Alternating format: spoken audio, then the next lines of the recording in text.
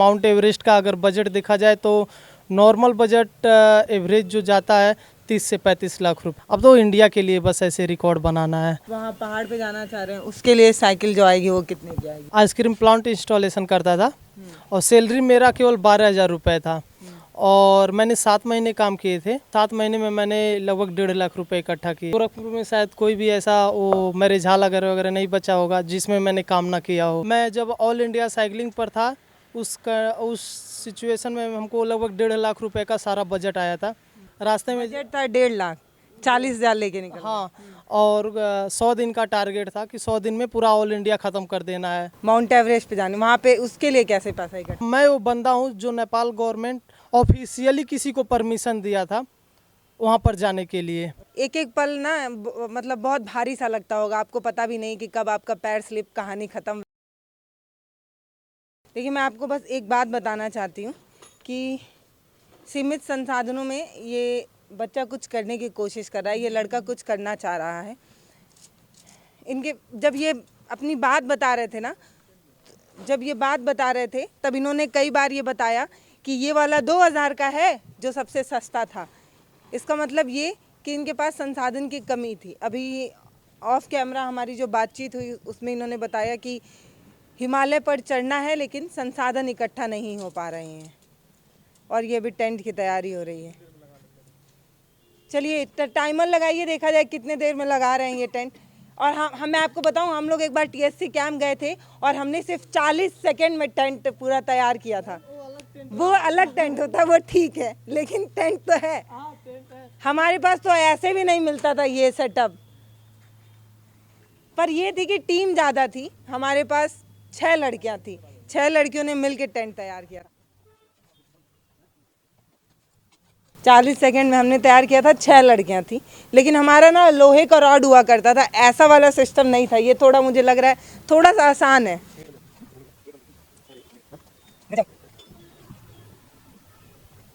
हमें तिरपाल जैसा कुछ मिलता था।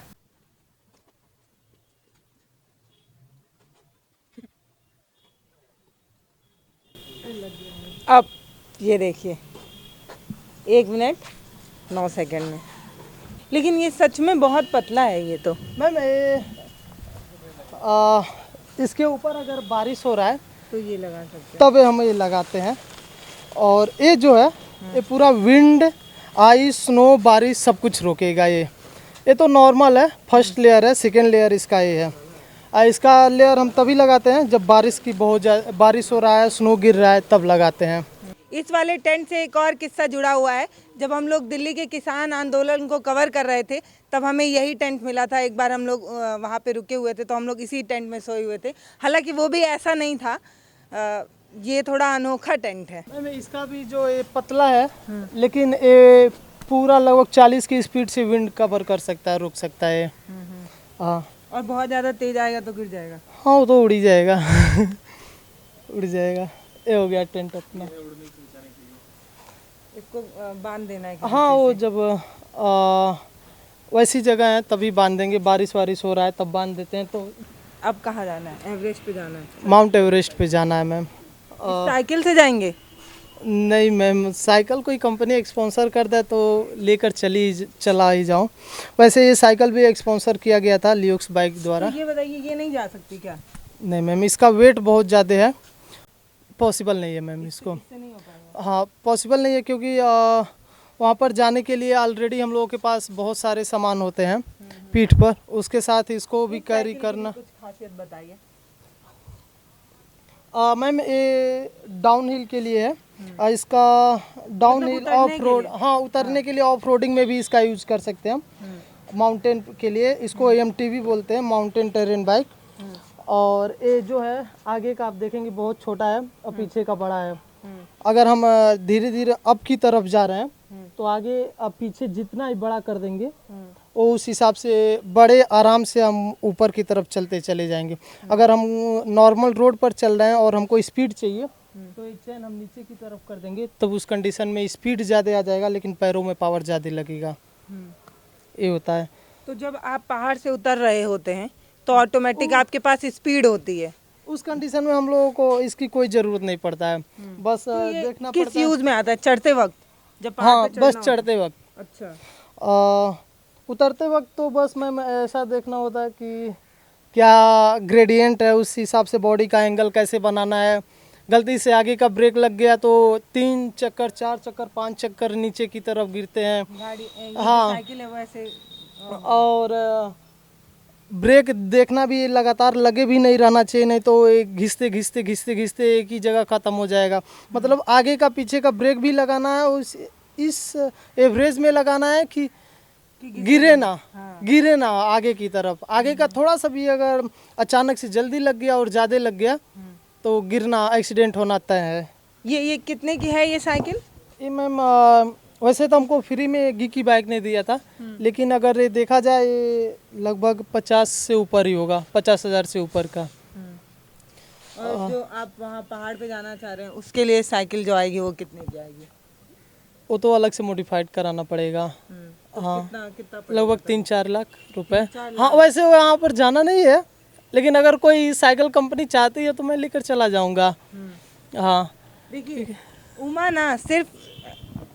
ना सिर्फ जाना चाहते, इधर आ जाइए उमा ना सिर्फ माउंट एवरेस्ट पे जाना चाहते हैं।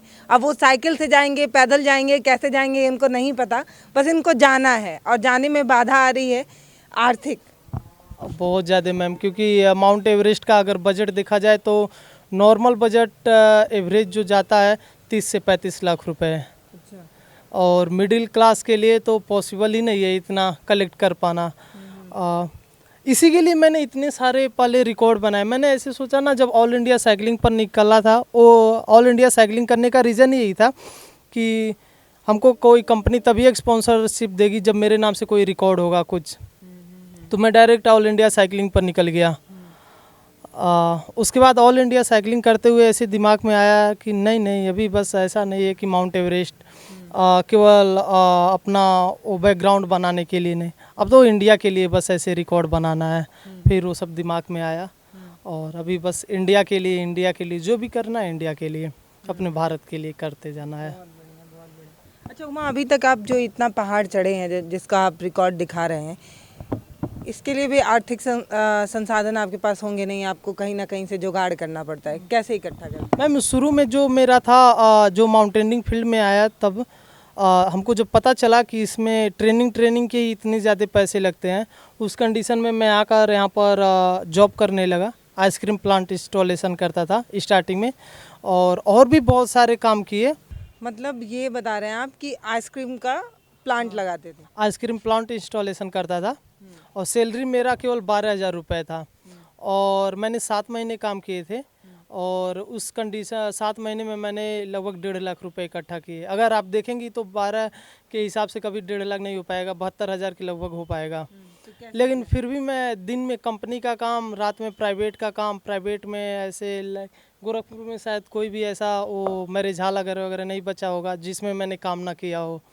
और आइसक्रीम प्लांट मतलब ऐसे हाँ खाना सर्व करना, आइसक्रीम का अपना खुद का वो लगा देना, हाँ बुक करके लगा देना। कंपनी छोटे छोटे फैक्ट्रियों से टाइप मतलब ऐसे उठा लेता था, वहाँ लगा देता था। जब वो नहीं होता था तो वेटर सर्व ये सब करता रहता था और लगभग 1.5 लाख रुपए इकट्ठा किया।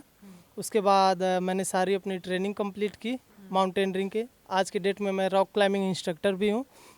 मैंने डिफेंस बहुत बढ़िया। मैंने डिफेंस वालों को भी इसका ट्रेनिंग दिया, बिल्डिंग रेस्क्यू, बिल्डिंग क्लाइंबिंग, और बहुत सारे बच्चों को भी मैंने अभी ट्रेन कर चुका हूँ माउंटेनियरिंग, रॉक क्लाइंबिंग के लिए।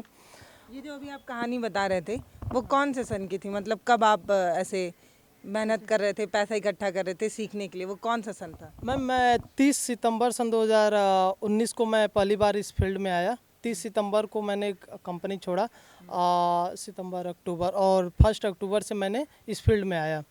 और जनवरी में मतलब 1 साल आप तैयारी किए? इस नहीं मतलब वो जो काम पैसा इकट्ठा किए थे 1.5 लाख रुपए, वो 1 साल में इकट्ठा किए थे? 7 महीने में केवल। और ये मैं 30 अक्टूबर को जब आया था, 1 अक्टूबर को इस फील्ड में, उसके ठीक 7 महीने पहले 30 सितंबर को मैंने अपना जॉब छोड़ा और 1 अक्टूबर से ट्रेनिंग स्टार्ट कर दिया।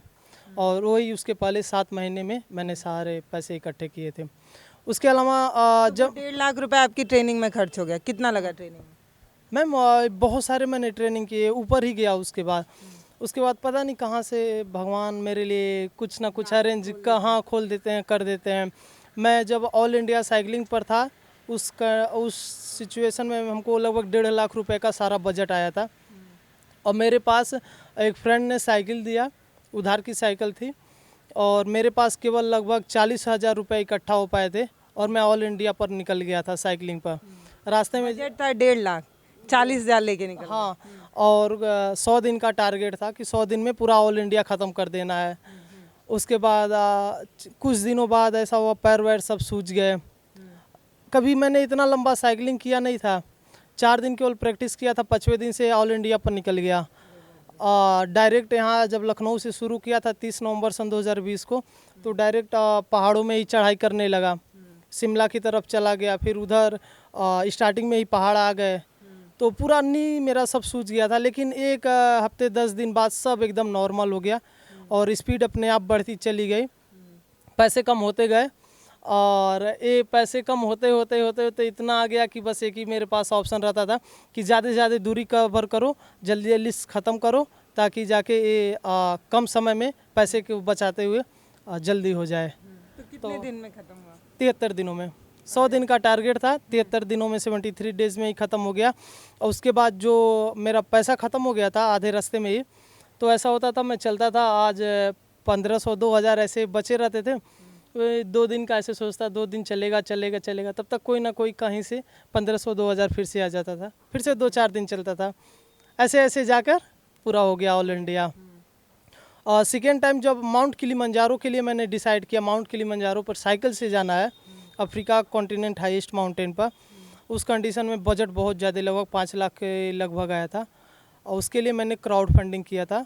और आप विश्वास नहीं मानेंगी मैम, 23 दिनों में मेरे गांव, आसपास के गांव, छोटे छोटे जो नेतागढ़ लोग हैं, प्रधान, जिला पंचायत, इन लोगों ने सपोर्ट किया और 23 दिनों में लगभग 4 लाख रुपए इकट्ठे हो गए थे। छोटा छोटा चंदा लगाकर ये इकट्ठा किया था। तो क्या गांव में घूमते थे लोगों से? मैं पर डे ऐसे सुबह 7 बजे 6 बजे निकलता था, और 2-3 भैया लोग थे, वो मेरी मदद करते थे। और साथ में हर गांव के प्रधान से ऐसे मिलते थे, कौन किनके पास ज़्यादा पैसे हो सकते हैं, कौन बड़े लोग हैं, किनके पास कंपनी है, ऐसे उन लोगों से डायरेक्ट मिलता था।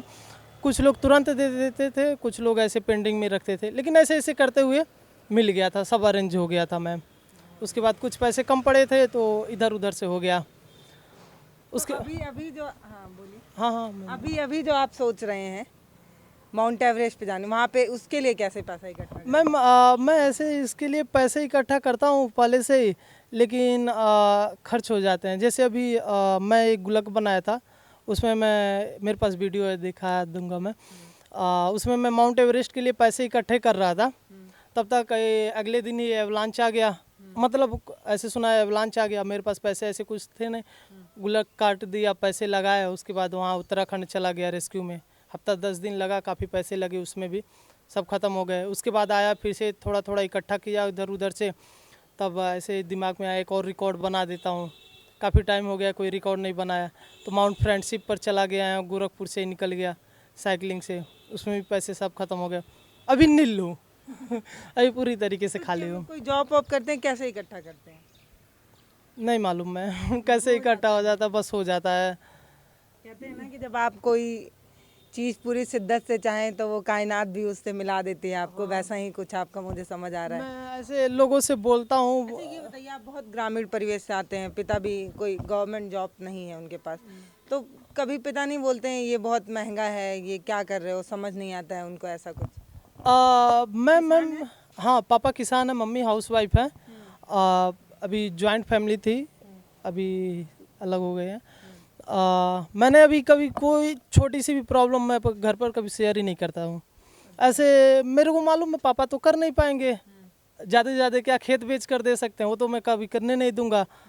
तो उनको बताने का कोई मतलब ही नहीं है, उनको बताने का मतलब वो भी परेशान होंगे, मैं और ज़्यादा परेशान होऊंगा और वो कर नहीं पाएंगे। तो कभी भी कोई प्रॉब्लम उनको नहीं बताता हूँ, बस बोलता हूँ मैं कर लूँगा, और हो भी जाता है मैम। देखिए, मैं सिर्फ एक बात कहना चाहती हूँ आपसे कि भारत में ऐसे जुनून वाले बच्चे बहुत कम हैं। मैं ये नहीं कह रही हूँ कि नहीं है, हैं, लेकिन बहुत कम है ऐसे बच्चे जो अपनी जान को हथेली पर लेकर चलते हैं। पहाड़ों में तो एक एक पल ना मतलब बहुत भारी सा लगता होगा, आपको पता भी नहीं कि कब आपका पैर स्लिप, कहानी ख़त्म, वैसा वाला किस्सा पिक्चरों से भी ज़्यादा, क्या बोलूँ मतलब, हाँ बहुत ज़्यादा होता होगा। मैं ना जब मैं सोच रही हूँ तो मेरे पास शब्द कम पड़ जा रहे हैं, वो मैं फील कर पा रही हूँ कि कितना रिस्क होता होगा। तो मैं सिर्फ इतना कहना चाहती हूँ कि उमा भारत के लिए कुछ करना चाहते हैं, भारत का नाम रोशन करना चाहते हैं। ये गोरखपुर के एक ऐसे बेटे हैं जिनको ये नहीं पता कि ये जो रिकॉर्ड बना रहे हैं उसका कल क्या होगा, बस इनको बनाना है इसलिए क्योंकि ऐसे बहुत कम लोग हैं, ये सारे रिकॉर्ड नहीं बन पा रहे हैं, भारत वाले कम बना पा रहे हैं, या बना भी रहे हैं तो बहुत कम लोग हैं ऐसे, गिनने में क्या दिए तो 2 4 6 ही लोग ऐसे आते हैं जो इस चीज़ के लिए। मैम इसका रीज़न है ना कि लोग आगे तो बढ़ते हैं, कोशिश भी करते हैं, रिस्क भी लेते हैं, लेकिन उन लोगों को सपोर्ट नहीं मिल पाता है। जो रिच फैमिली है कभी रिस्क शायद उन रिच फैमिली के लोग कभी ऐसा रिस्क नहीं ले, हाँ, और जो नॉर्मल लोग हैं वो अपने पैसे से कभी कर भी नहीं सकते, बहुत महंगा है। और यहाँ के लोग भी सपोर्ट नहीं, मतलब जो पॉलिटिशियन अगर वगैरह देखा जाए, जो लोग सपोर्ट कर सकते हैं वो लोग भी नहीं करते हैं शायद, इसलिए लोग पीछे हट जाते हैं कुछ टाइम के बाद। लेकिन मेरा भी ऐसा ही है मैम, अगर पीछे हटना होता तो मैं शायद बहुत पहले से बहुत मुश्किल से पैसे अरेंज कर पाता हूँ, करता हूँ। लेकिन हर ट्रिप के लिए ये जद्दोजहद में रहते हैं, पता नहीं कहाँ जाकर ये अपने लिए फंड इकट्ठा करते हैं। मैम मेरे लिए ना किसी पहाड़ पर चढ़ना कठिन कभी नहीं रहा है, मेरे लिए उसके पहले की जो जर्नी है पैसे इकट्ठा करना, उसके लिए वो हमेशा कठिन रहा है, और पता नहीं कब तक रहेगा, लेकिन करना है मैम, अपने कंट्री के लिए ऐसे ही कुछ करना है, और ऐसा करना है कि कभी कोई सोच भी नहीं सकता कि ये इंडिया के लिए बंदा, इंडिया का है, इंडिया के लिए ऐसे कर सकता है कोई। बहुत बड़ा रिकॉर्ड बनाना है मैम लगातार। अगर ऐसे लोगों का सपोर्ट रहा तो मैं हर दूसरे महीने ऐसे ऐसे रिकॉर्ड खड़ा कर सकता हूँ। मेरे विश लिस्ट में 17 रिकॉर्ड ऐसे हैं मैम जो कभी कोई सोच नहीं सकता है। मैं अभी शेयर नहीं करना चाहता हूँ 17 का क्या क्या है, कि कभी कोई सोच नहीं सकता है ये ऐसे रिकॉर्ड बन सकता है, ऐसा बना सकते ऐसे, और मैं वो सब बनाऊँगा। लेकिन ये जो आर्थिक पहाड़ है वही ज़्यादा आपके पैर रोकता है बार बार। वही अगर मिलता जाए तो हर दूसरे तीसरे महीने एक ऐसे ऐसे रिकॉर्ड में खड़ा कर सकता हूँ कि कभी कोई सोच नहीं सकता है इस रिकॉर्ड के बारे में। देखिए, उमा के बारे में मैं बहुत कुछ नहीं जानती हूँ, और मैं समझा भी नहीं पाऊँगी कि ये क्या सोच रहे हैं। कि बस ऐसा समझिए कि ये एक ऐसा खेल है, या ये एक ऐसी चीज़ है जो अगर ऐसे रिकॉर्ड बनते रहे तो समझिए कि इन फ्यूचर जब कभी गिने चुने नामों में नाम लिया जाएगा तो भारत के जवानों का भी, भारत के बेटों का भी नाम होगा। इसके लिए हमें और आपको मिलकर सपोर्ट करना चाहिए। हम और आप मिलकर अगर थोड़ा थोड़ा सपोर्ट करते हैं, मैं नहीं कह रही हूँ कि अपनी किडनी बेचिए, थोड़ा थोड़ा सपोर्ट करिए। आप थोड़ा थोड़ा सपोर्ट करेंगे तो मुझे लगता है कि आपके सपने तो पूरे ही हो जाएंगे। आबादी अपनी इतनी है। हाँ, अगर हाँ हो जाए तो। देखिए, उमा को यकीन नहीं है क्योंकि वो कई दफ्तरों और तमाम जगहों पर जा चुके हैं, और ये बता रहे हैं कि किसी रिकॉर्ड को बनाने में उतना मेहनत नहीं लगता जितना फंड इकट्ठा करने में होता है। पता नहीं क्यों भारत में इन सारी चीज़ों को उस तरीके से प्रमोट नहीं किया जाता जितना अदर देशों में किया जाता है। तो मेरी आपसे एक छोटी सी रिक्वेस्ट रहेगी कि अगर आप ये वीडियो देख रहे हैं तो आप इनको आर्थिक मदद करिए ताकि ये वो रिकॉर्ड बना पाएँ जो भारत के लिए हो। ये ऐसे रिकॉर्ड्स होते हैं जो हम लोग मैं तो अभी तक नहीं समझ पा रही। मतलब आधा घंटे का बातचीत हो गया, 40 मिनट हो गया। इससे पहले भी 1-2 बार मैं इनसे बात कर चुकी हूँ। मुझे समझ में ही नहीं आता है कि कैसे पहाड़ में जाने के बारे में और इतना रिस्क उठाने के बारे में लोग सोचते हैं। ऐसे बहुत कम लोग होते हैं, मतलब पता नहीं क्या। तो आप प्लीज़ इन्हें आर्थिक रूप से सपोर्ट कीजिए, और सपोर्ट करने का तरीका 11 रुपये एक बंदा करता है, उससे ज़्यादा नहीं चाहिए। क्योंकि एक ही बंदे ऐसे ही करेंगे थोड़ा थोड़ा तभी हो सकता है। अच्छा, ये जूता वूता भी आप कुछ कहानी बता रहे थे, ये भी खरीदने में बड़ी दिक्कतें आई थी। हाँ, मैंने अपने अभी और मेरे पास सब सामान थे वो मैंने बेच दिए अगले एक्सपीडिशन के लिए, और अभी इतना ही बचा है।